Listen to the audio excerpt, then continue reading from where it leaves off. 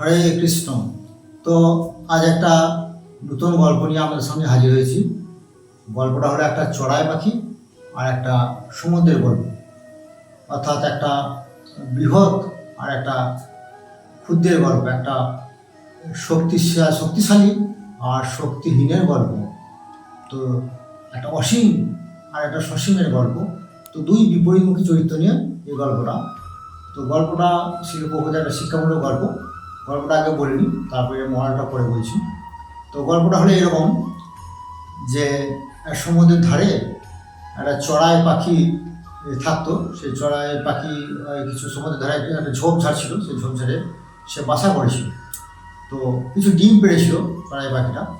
তো একবার হয়েছে কি, ওই সমুদ্রের বড় ঢেউয়ে সেই ডিমগুলো সব সমুদ্রের জলে চলে যায়।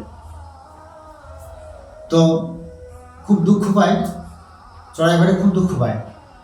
সে সমুদ্রকে খুব অনুনয় বিনয় করে যে তুমি আমার ডিমগুলো ফেরত দিয়ে দাও, এই ডিমের মধ্যে আমার বাচ্চার প্রাণ আছে। তো সমুদ্র নির্বিকার, সমুদ্র কোনো কথাই শুনলো না। তো এভাবে অনেকক্ষণ অনুনয় বিনয় করার পরে তো এবার চড়াই পাখিটা খুব রেগে গেল। সে সমুদ্রকে বলতে থাকলো যে হে সমুদ্র, তুমি তোমার আমার ডিমগুলো ফেরত দিয়ে দাও। এই ডিমগুলো যদি ফেরত না দাও, তোমার সমস্ত জল আমি শুকিয়ে দেবো। তো সমুদ্র তো নির্বিকার, সমুদ্র তার চড়াই পাখির কথা শুনবে কেন?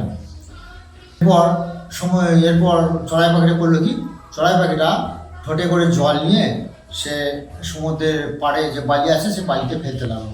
একটু করে জল নিয়ে নিচ্ছে আর বালিতে ফেলছে।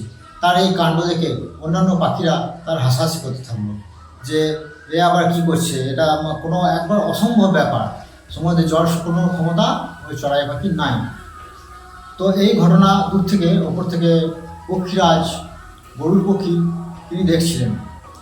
তো তিনি দেখার পরে তিনি নিচে নেমে এলেন।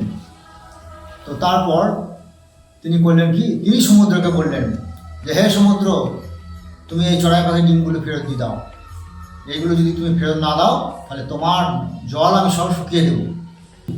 তো এই কথা শুনে সমুদ্র ঘাবড়ে গেল, সমুদ্র ভয় পেল।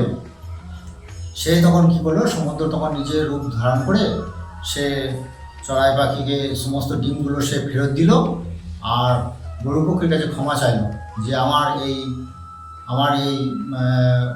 কার্যের দ্বারা আমি অনুতপ্ত, আমাকে তুমি ক্ষমা করে দাও। তো এটা ছিল একটা শিল প্রভুপাদের শিক্ষামূলক গল্প। তো এই গল্পর মাধ্যমে আমরা এই শিক্ষা পাই যে আমাদেরকে প্রচেষ্টা করতে হবে, প্রচেষ্টা ছাড়া সফলতা লাভ হয় না। ইংরেজিতে একটা কথা আছে, দোজ হু হেল্পস দেমসেলফ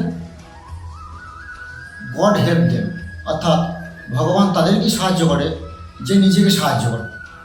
অনেকে বলে না যে ভগবানের কৃপা না হলে আমি ভক্তি জীবন করবো না, আমি ভক্ত হবো কীভাবে? ভগবান কৃপা করুক তারপর আমি ভক্ত হব। তো এই গল্পের মাধ্যমে সেই যুক্তি খণ্ডন করা হয়েছে।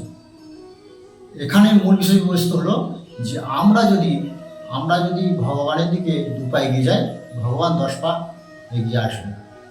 তো চড়াই পাখি যদি চেষ্টা না করতো তাহলে গরুর পক্ষী কোনোদিনই কিন্তু তাকে সাহায্য করতে এগিয়ে আসবে না।